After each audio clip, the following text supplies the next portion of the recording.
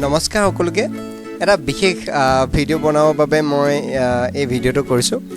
মোৰ কেইজনমান ভাইটি আছিলে, তেওঁলোকে এটা ৰিকুৱেষ্ট কৰিলে যে এই কৰোণা ভাইৰাছৰ সময়ত, লকডাউনৰ সময়ত বিশেষকৈ আমি বহুত অসুবিধাত ভুগিছোঁ আৰু কেতিয়াবা ওলাই গ'লেও পুলিচে পিটিছে।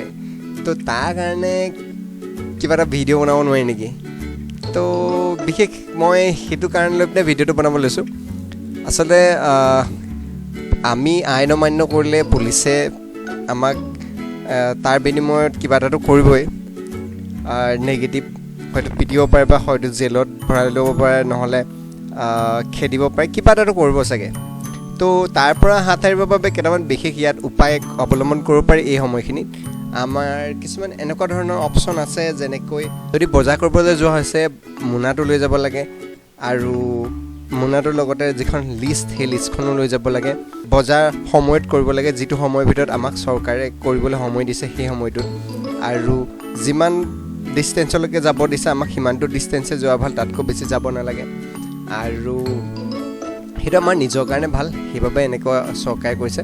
আৰু দ্বিতীয়তে মেডিকেল যদি কিবা কাম হয় তেতিয়া প্ৰেছক্ৰিপশ্যন লৈ আমি ফাৰ্মাচী যাব পাৰোঁ, তাতো আমাক পুলিচে কোনো বাধা নিদিয়ে, খালী প্ৰেছক্ৰিপশ্যন লাগিব। বিনা প্ৰেছক্ৰিপশ্যনত গ'লেতো একেটাই কথা, পিটনটো খাবই। সেইকেইটা সেৱাতে বিশেষ ওলাব পাৰি।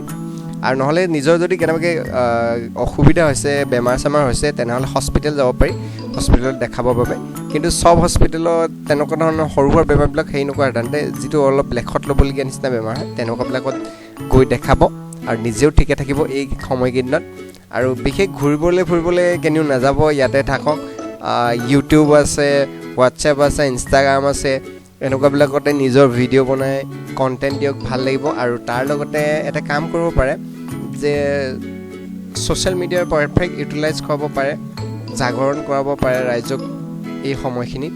আৰু ঘৰতে থাকি নিজৰ যিবিলাক কাম কৰি ভাল লাগে তেনেকুৱা ধৰণৰ কামবিলাক কৰক, মজা লাগিব। যিবোৰ হবি আছিলে, সৰুতে কৰিছিলে, এতিয়া বহুত দিন হ'ল কৰা নাই, যেনেকৈ ড্ৰয়িং, গান গোৱা, কিবা বজোৱা, তেনেকুৱাবিলাক কাম কৰক। আৰু অন্যথা আপুনি কিবা কিবি বনাই ভাল পায়, সৰু সুৰা লিটল ইঞ্জিনিয়াৰিং লাইক কাম, কিবা মেচিনেৰী ধৰণৰ তেনেকুৱা কিবা ঘৰতে যিবোৰ বস্তু আছে সৰু সুৰা, তো সেইবিলাক বস্তু দি কিবা ইঞ্জিনিয়াৰিং কৰি বস্তু বনাওক, মজা লাগিব, নিজৰ ক্ৰিয়েটিভ কৰি পিনে ভাল লাগিব। আৰু ছ'চিয়েল মিডিয়াত দিব, যিবোৰ বনালে ভাল লাগিব, চবেই আনে চাই আপোনাক শিকিব কিবা এটা। তো এইখিনি সময়ত এনেকুৱা ধৰণৰ কাম কৰক। ধন্যবাদ।